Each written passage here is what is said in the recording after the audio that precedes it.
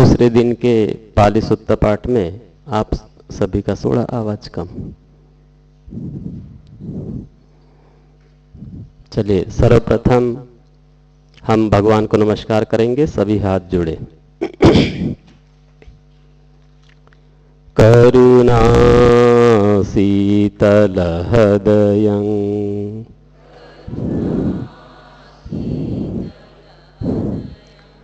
पया पज्जुत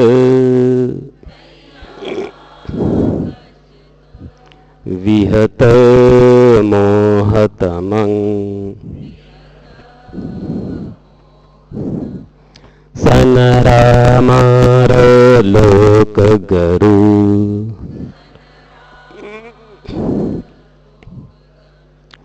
वंदे सुगतं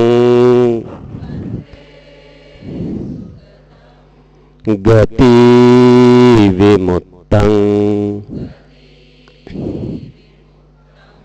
करुणा शीतल हृदयं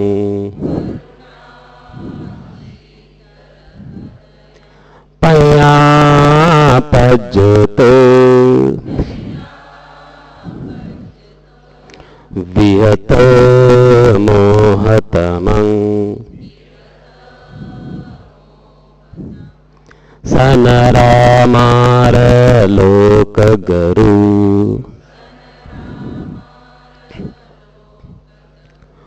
वंदे सुगतं गति विमुक्तं। चलिए, थोड़ा सा आवाज थोड़ा सा बड़ा कर सकते हैं, हल्का सा।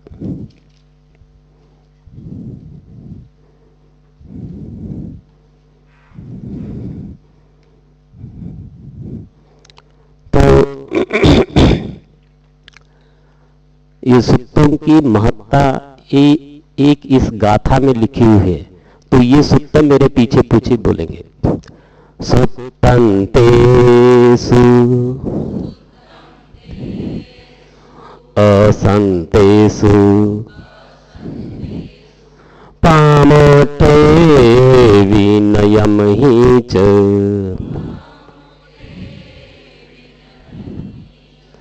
तमो भविष्यति लोके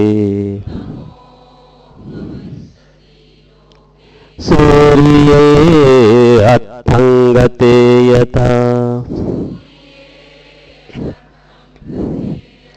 सुत्तन्तेषु असन्तेषु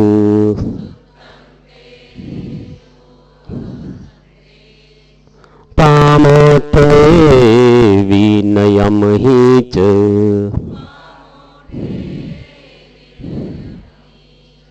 तमो भविष्यति लोके सूर्ये अत्थंगते यथा।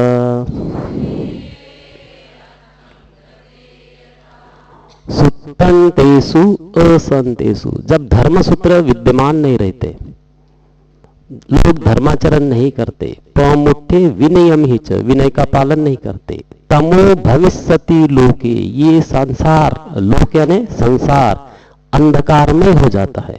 तमो भविष्यति लोके सूर्य अत्थंगते, जैसे सूर्यास्त हो जाता है तो अंधेरा छा जाता है। इसी तरह जब बुद्ध वचन नहीं रहते तो सारा संसार अंधकार में हो जाता है।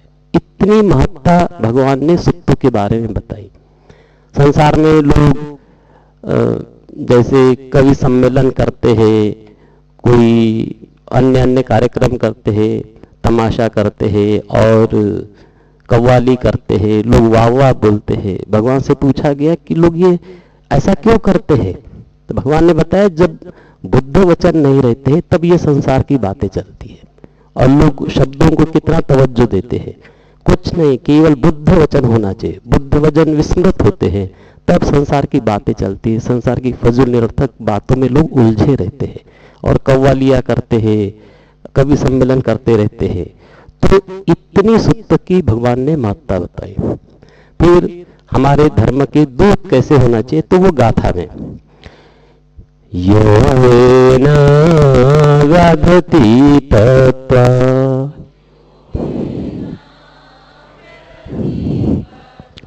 परिसंउग्रवादिनी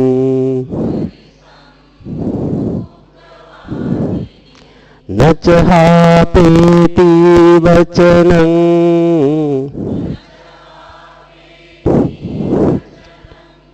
न च छादेति शासनं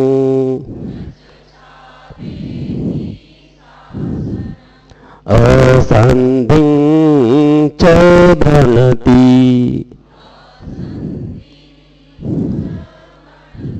पुच्छितो न च कुपति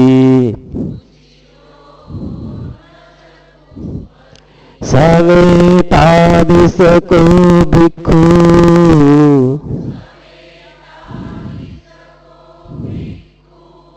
धूतेयं ग्रन्थुमर्हति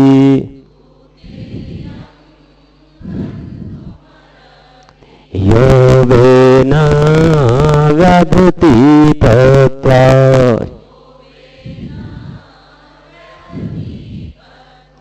परिसंउग्रवादिनी न च हापेति वचनं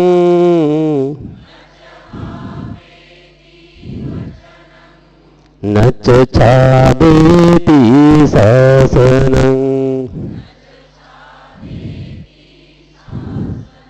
असन्धिं च भ्रनति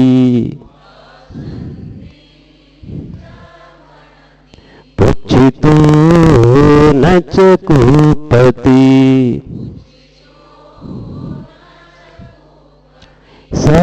सवेतादिशको भिक्खु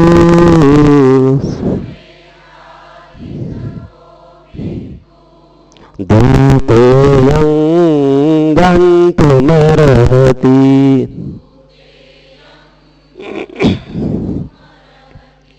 योगेन व्याधति तत्त्वा।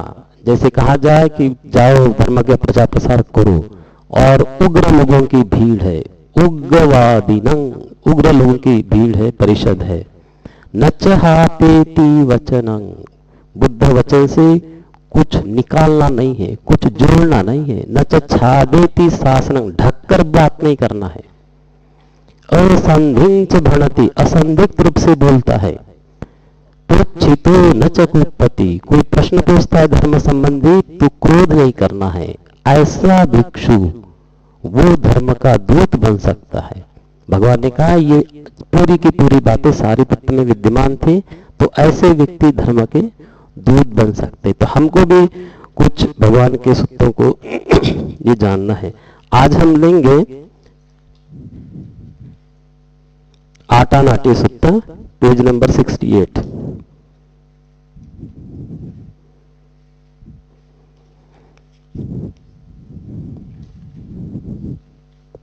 तो ये सूत्र भगवान गिज्जकूट पर्वत पर विहार कर रहे थे, तब चारों दिशाओं के चारों महाराज, पूर्व दिशा का धृतराष्ट्र, दक्षिण दिशा का विरोचक, पश्चिम दिशा का विरूपक और उत्तर दिशा के कुबेर, उसको वैश्रवण महाराज बोलते हैं। तो विचारों के चारों महाराज बहुत बड़ी भारी सेनाओं के साथ आए और चारों दिशाओं में ऐसा पहरा बिठाल दिए। उसके पश्चात जो कुबेर है, वैश्रवण महाराज है, वो भगवान के पास आए और कहने लगे, बनते कुछ बहुत बड़े बड़े यक्ष होते हैं, कुछ मध्यम यक्ष होते हैं, कुछ नीचे छोटे यक्ष होते हैं, वो आप पर अप्रसन्न है, यानी वो उनको आपकी ये शिक्षा अच्छी नहीं लगती। तो वे भिक्षु भिक्षुणी को, उपासक उपासिकाओं को परेशान कर सकते हैं। कृपया आप आटानाटी का सूत्र का उपदेश करें। तब भगवान ने ये उपदेश दिया। इसमें 7 सम्यक संबुद्ध को प्रणाम करना होता है। अपसन्ने हि नाथस्य शास्त्रम आसने साधु सम्मते अमनुष्ये हि चंडे ही सदा की भी सकारिधि परिस्सानं च तत्सन्नं अहिंसाय च गुत्तिया यं देशेऽसि महावीरो परितं तं भनामहे। भगवान बुद्ध के साधु सम्मत धर्म शासन में जो अप्रसन्न रहने वाले भयानक चंड स्वभाव वाले अमनुष्य है, यक्ष है, देव है, उसमें सद्भावना न रखते हुए सदा बुरे कर्मों में लगे रहते हैं, उनसे 4 वर्ग वाली परिषद भिक्षु भिक्षुनी उपासक उपासिका की अहिंसा और रक्षा के लिए महावीर भगवान बुद्ध ने जिस परित्राण का उपदेश दिया उसे हम कह रहे हैं। विपसी सचनमत्तु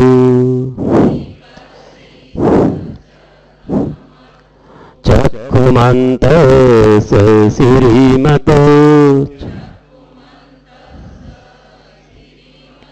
सीखि सपि च नमत्तु सर्वभूतानुकंपिनो। भगवान विपश्ची बुद्ध को नमस्कार है। सर्वभूतानुकंपी सभी प्राणियों पर अनुकंपा करने वाले भगवान शीखी बुद्ध को नमस्कार। तो ये जितने भी नामकरण होता है भारत देश में, तो भगवान विपश्ची, तो इनका नाम विपश्ची क्यों रखा गया? तो जब ये बालक के रूप में जन्म ग्रहण किया तो ये बालक 1-2 किलोमीटर का देख लेते थे, तो लोग आश्चर्य से बोलते थे, अरे ये तो विपश्ची है, देखो देख लेता है।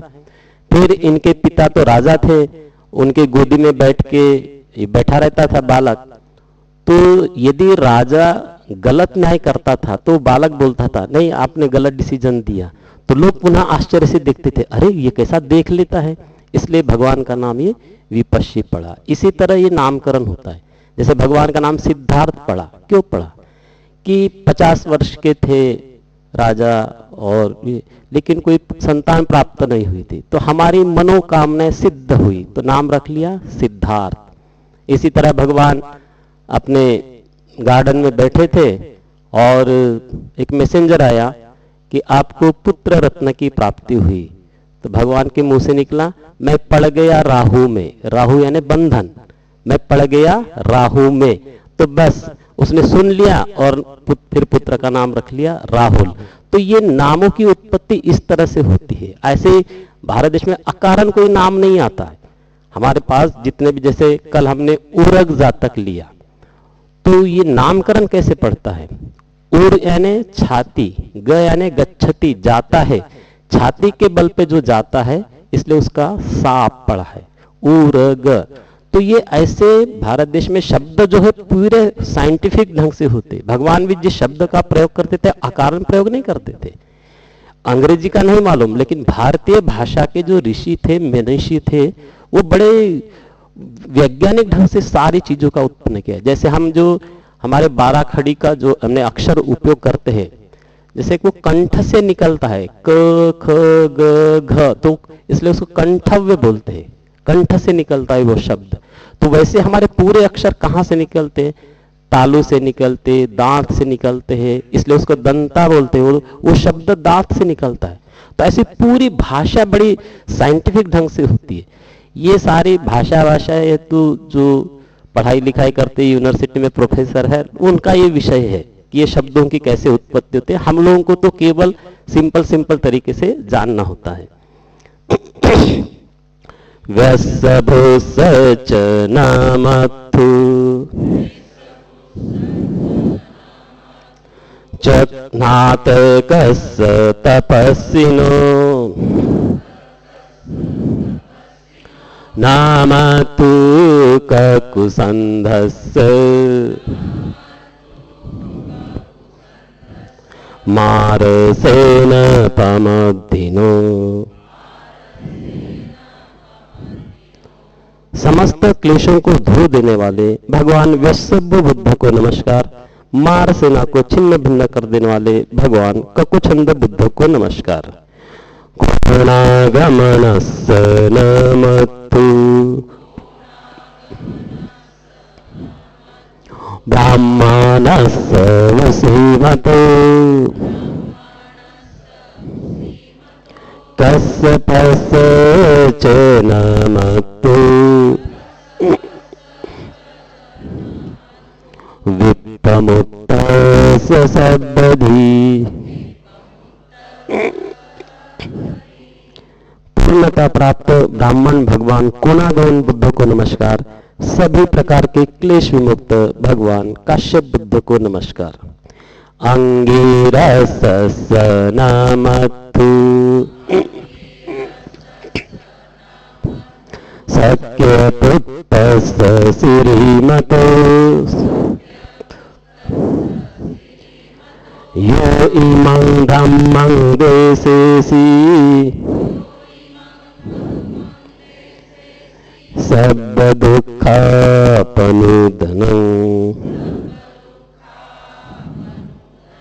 जिनके अंग अंग से प्रकाश प्रस्फुटित होता है, ऐसे अंगिरस शाक्य पुत्र भगवान गौतम बुद्ध को नमस्कार है, जिन्होंने सब दुखों के नाश करने वाले इस धर्म का उपदेश दिया है। ये चापी निब्बता लोके यथा भूतं विपस्सिसुं ते जना अपि सुनाथ महंता वित्तसारदा। जो दूसरे भी विपश्यना भावना द्वारा इस लोक में यथार्थ ज्ञान पा अहरम जन निर्वाण को प्राप्त हुए, वे सभी महान है, निर्भय है, आश्रव रहित है, उनकी वाणी शुद्ध है। हितं देव मनुस्सानं यं नमस्सन्ति गौतमं विद्याचरण संपन्नं महन्तं वीतसारदं। जो देवता और मनुष्यों के हितैषी, विद्या और आचरण से युक्त, उन महान तथा निर्भय है, उन गौतम को सभी नमस्कार करते हैं। एते चये च संबुद्धा अनेक शतकोटियो सर्वे बुद्धा समसमो सर्वे बुद्धा महीदिका। ये तथा अन्य जो अनेक 100 करोड़ संबुद्ध है, वे सब बुद्ध तुलनात्मक रूप से एक समान है, महान है, परंतु पारस्परिक तुलना में सभी सम है, सभी विपुल रिद्धिशाली है। कितने हैं? 100 करोड़ संबुद्ध है। यानी हम गिनती, अपने पास जो इतिहास है केवल 28 सम्यक संबुद्ध का है, लेकिन इसके पहले कितने बुद्ध हुए? जो प्रत्येक बुद्ध है, प्रत्येक बुद्ध और सम्यक संबुद्ध एक जैसे ही रहते हैं, वो भी 32 महापुरुष लक्षणों से युक्त रहते हैं, और केवल जो अंतर रहता है सारे बुद्धों में, वो केवल ऊंचाई का रहता है और आयु का अंतर रहता है। अन्यथा सारे बुद्ध एक जैसे होते हैं, पूरे के पूरे सभी समान रहते हैं कि विपुल रिद्धिशाली रहते हैं सारे के सारे बुद्ध। जैसे भगवान, और ऊंचाई का अंतर रहता है, आयु का अंतर, बाकी कोई अंतर नहीं रहता है। सभ्य बुद्धा समसमा, सारे बुद्ध एक समान होते हैं। हमारे भगवान की जो आयु थी केवल 80 वर्ष की थी, जबकि भगवान काश्यप बुद्ध की आयु 20,000 वर्ष थी। ऐसे हरेक की आयु अलग अलग रहती है। ऊंचाई में भी अंतर रहता है। जैसे 20,000 वर्ष की आयु थी तो उनका शरीर की ऊंचाई 20 हाथ लंबी थी, कितना 20 हाथ लंबी, किसी की 30 हाथ, किसी की 40, तो वो 40,000 वर्ष की आयु रहती है। तो उनकी ऊंचाई तो केवल इतना ही अंतर रहता है, अन्यथा सारे बुद्ध एक समान रहते हैं और सारे बुद्ध विपुल रिद्धिशाली होते हैं।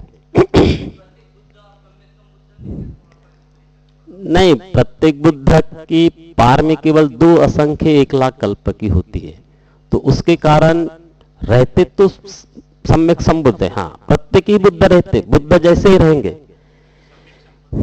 नहीं केवल प्रत्येक बुद्ध रहेंगे, लेकिन वे बुद्ध के जैसे ही रहते हैं। पूरे 32 महापुरुष उनके भी लक्षण रहते हैं, केवल पारमी का अंतर है।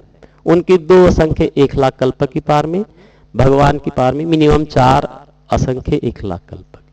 सम्यक संबुद्ध नहीं होते, लेकिन प्रत्येक बुद्ध होते हैं।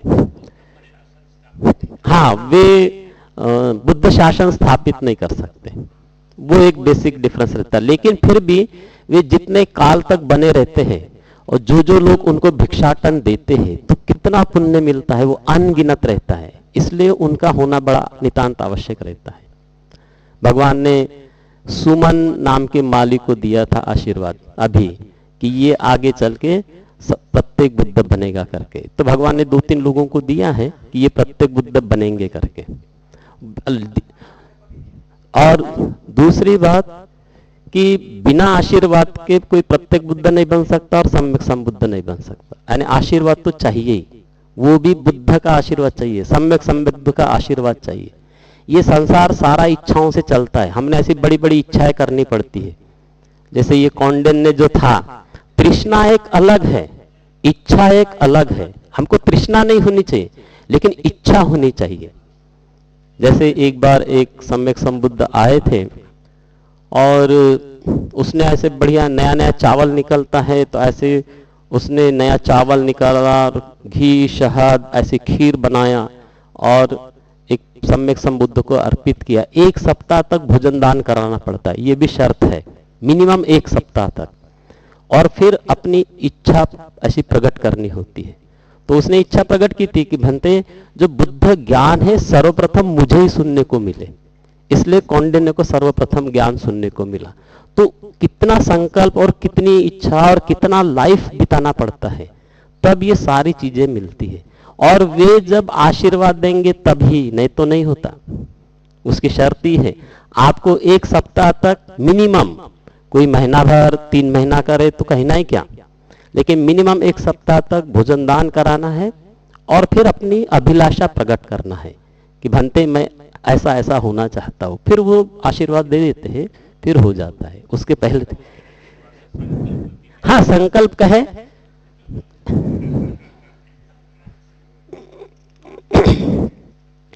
सबे 10 बलूपेता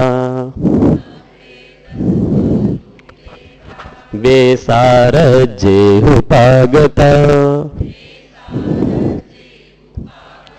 सब ते पटि जानन्ति असभट्टानमुत्तमं।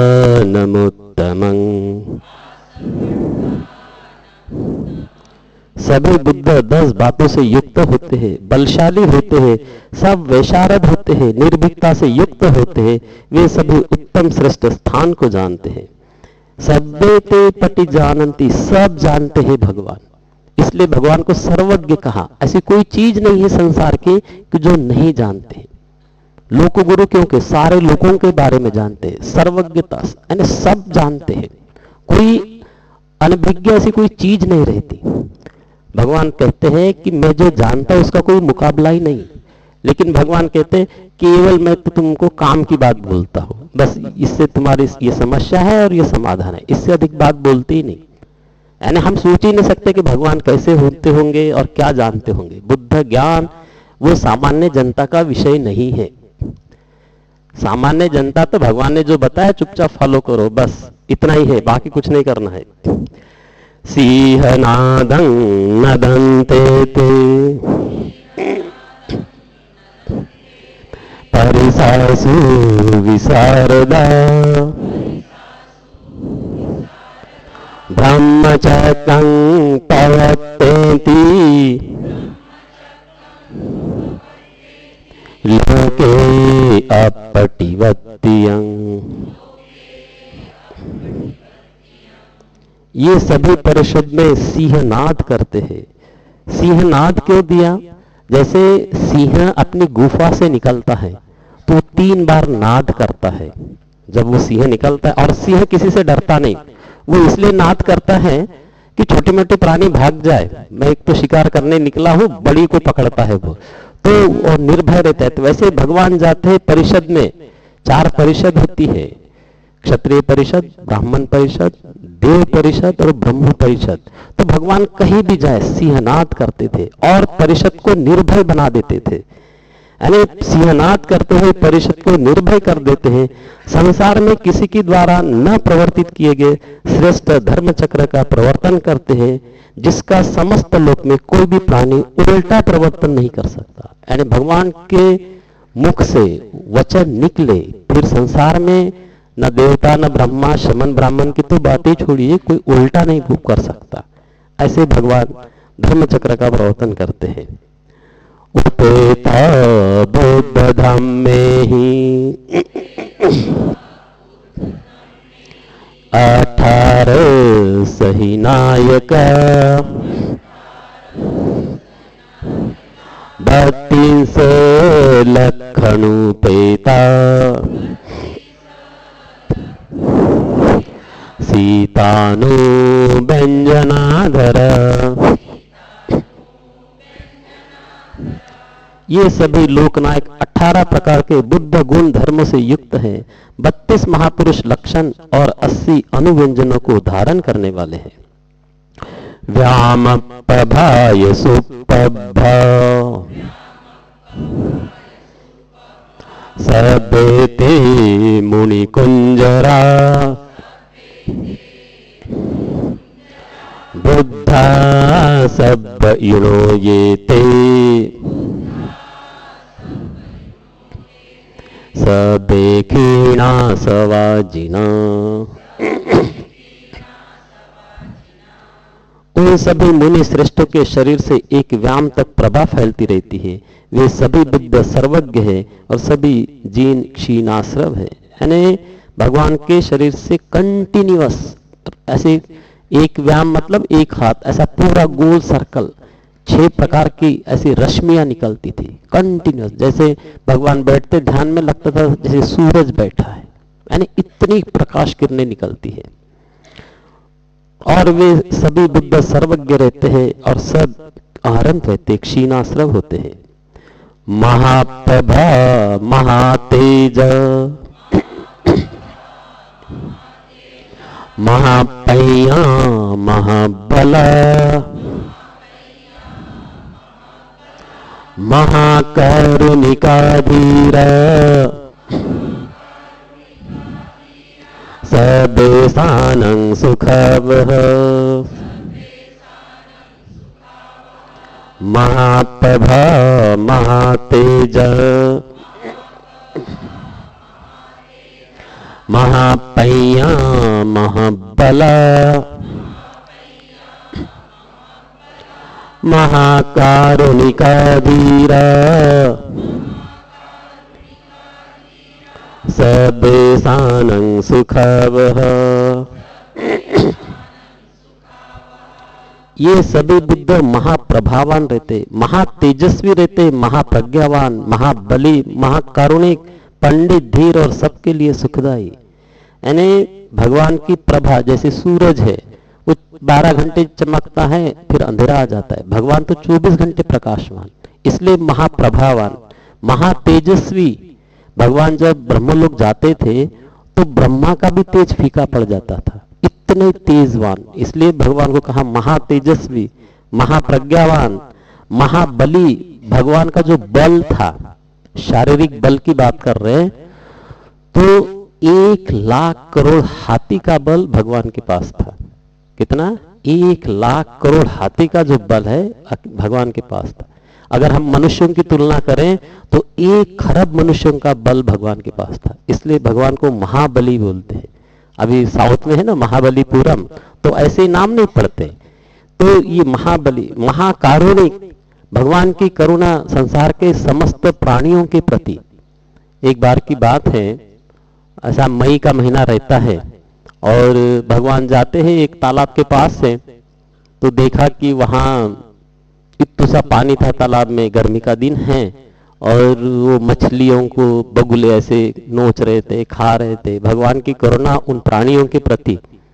तो भगवान क्या बोलते आनंद को, अरे आनंद मेरा चीवर लिया, मैं इस लबालब भरे तालाब में नहाऊंगा।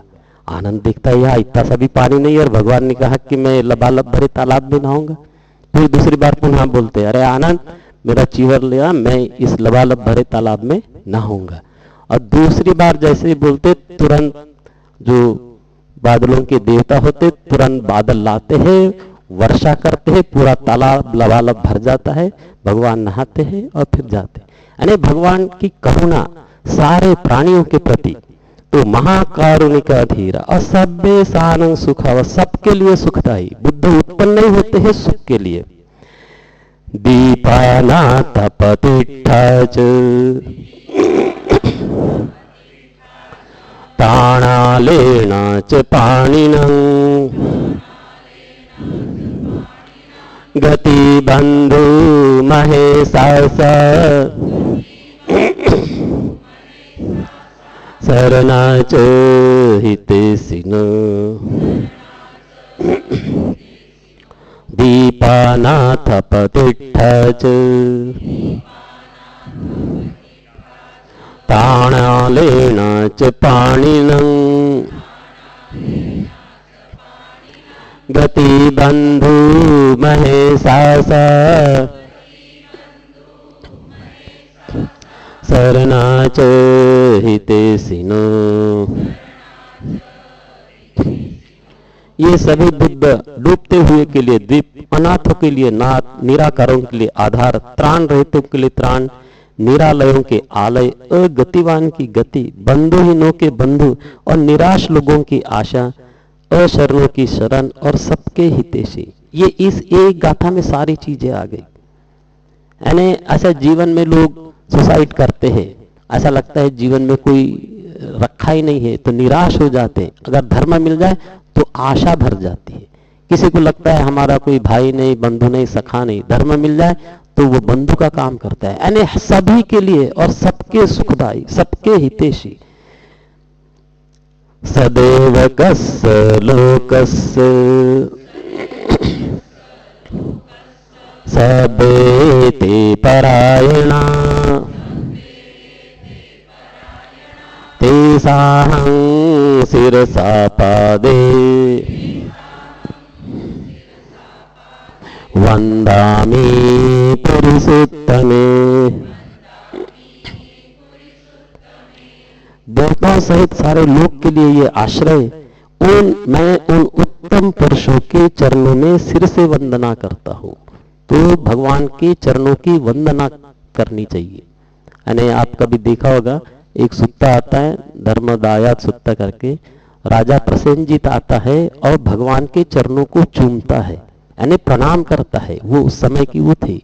ये जब ब्रह्मा ब्राह्मण आता है वो भी भगवान के चरणों को ऐसे चूमता है, दबाते हैं, हाथ पैरों को ऐसे दबाते हैं। तो ऐसे भगवान के चरणों की वंदना करनी पड़ती है। तेसाहं सिरसा पादे, मैं उन भगवान के बुद्ध के चरणों की सिर से वंदना करता हूँ। पूरा सिर झुका के वंदना करना पड़ता है।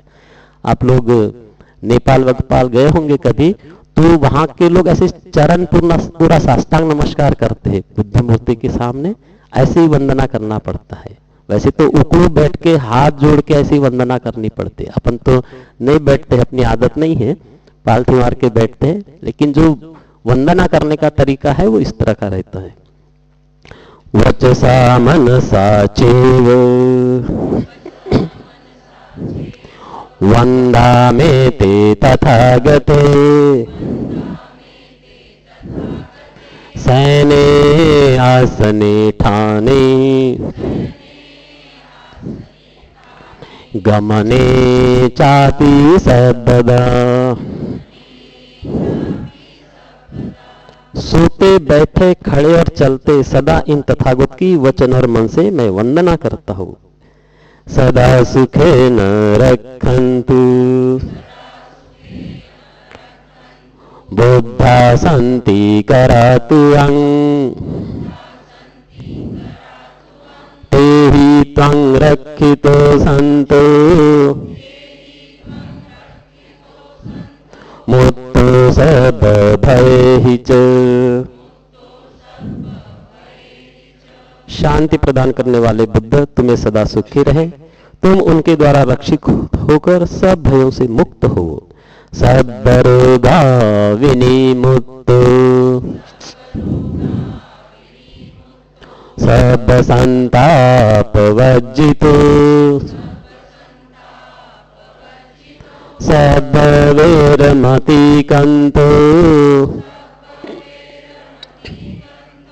निभूतो च तुअं भवं। तुम सब रोगों से मुक्त हो, सब संतापों से रहित हो, सब वैरों से दूर रहो और शांति प्राप्त करो। ते संसच्चेन शीलेन खन्ति मेत्ता बलेन च तेऽपि त्वं अनुरक्षन्तु आरोग्येन सुखेन च। उनके सत्यशील शांति और मैत्री के बल से तेरी रक्षा हो, तुम निरोग तथा सुखी हो। पुरतिमस्मिन् दिशा भागे सन्ति भूता महेद्दिका तेऽपि त्वं अनुरक्षन्तु आरोग्येन सुखेन च। दक्षिणस्मिन् दिशा भागे सन्ति देवा महेद्दिका तेऽपि त्वं अनुरक्षन्तु आरोग्येन सुखेन च। पश्चिमस्मिन् दिशा भागे सन्ति नागा महेद्दिका तेऽपि त्वं अनुरक्षन्तु आरोग्येन सुखेन च। उत्तरस्मिन् दिशा भागे सन्ति यक्षा महेद्दिका तेऽपि त्वं अनुरक्षन्तु आरोग्येन सुखेन च। पूर्व दिशा में जो महान विद्याशाली गंधर्व प्राणी है वे भी तेरी रक्षा करे, तुम निरोग और सुखी हो। इसी तरह दक्षिण दिशा में रिद्धिशाली कुंभड़ देव है, वे तुम्हारी रक्षा करे, तुम्हें निरोग और सुखी रखे। पश्चिम दिशा में महान रिद्धिशाली नाग देव है, वे तुम्हारी रक्षा करे, तुम्हें निरोग और सुखी रखे। उत्तर दिशा में महान रिद्धिशाली यक्ष है, कुबेर है, देव है, वो तुम्हारी रक्षा करे, तुम्हें निरोग और सुखी रखे। पुरत्ति में न दतरट्ठ दक्षिणे न विरोलको पश्चिमे न विरूपको कुबेरो उत्तरं दिशं चत्वारो ते महाराज लोकपाला यशस्विनो तेऽपि त्वं अनुरक्षन्तु आरोग्येन सुखेन च। आरोग्येन नहीं है, आरोग्येन है ना। हम लोग अपनी तरफ से क्यों जोड़ते हैं, यही नहीं बात समझ में आई। जैसे दक्षिणस्मिन है तो दक्षिण बोलते, दक्षिण नहीं है, दक्षिणस्मिन, यानी हमको जैसा लिखा है वैसा ही पढ़ना है ना। चत्तारोति महाराज लोकपाला यशस्विनो तेऽपि त्वं अनुरक्षन्तु आरोग्येन सुखेन च। पूर्व दिशा में धृतराष्ट्र, दक्षिण में विरोचन, पश्चिम में विरूपाक्ष और उत्तर दिशा में कुबेर है। ये चारों लोक की रक्षा करने वाले चतुर्दिक महाराजिक यशस्वी लोकपाल देवता है। वे भी तुम्हारी रक्षा करे, तुम्हें निरोग और सुखी रखे। आकाशट्ठ च भूमट्ठ देवानागा महेद्दिका तेऽपि त्वं अनुरक्षन्तु आरोग्येन सुखेन च। आकाश और पृथ्वी पर रहने वाले महान रुद्रशाली देवता और नाग भी है। वे भी तुम्हारी रक्षा करे, तुम्हें निरोग और सुखी रखे। इद्धिमन्तो चये देवा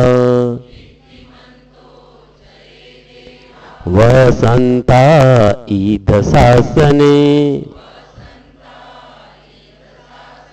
तेऽपि त्वं अनुरक्षन्तु आरोग्येन सुखेन च। जो महान बुद्धिशाली देवता है इस बुद्ध शासन में उपस्थित है, वे भी तेरी रक्षा करे, तुम्हें निरोग और सुखी रखे। सदीतियो विभज्जन्तु शोको रोगो विनश्यतु माते भवन्तन्तरायो सुखी दीर्घायुको भव। सब आपदाएं दूर हो, सब रोग नष्ट हो जाए, तेरा विघ्न न हो, तू सुखी और दीर्घायु हो। अभिवादनशीलिस् नित्यं वद्धापचायिनो चत्तारो धम्मा वर्धन्ति आयुवन्नो सुखं बलं।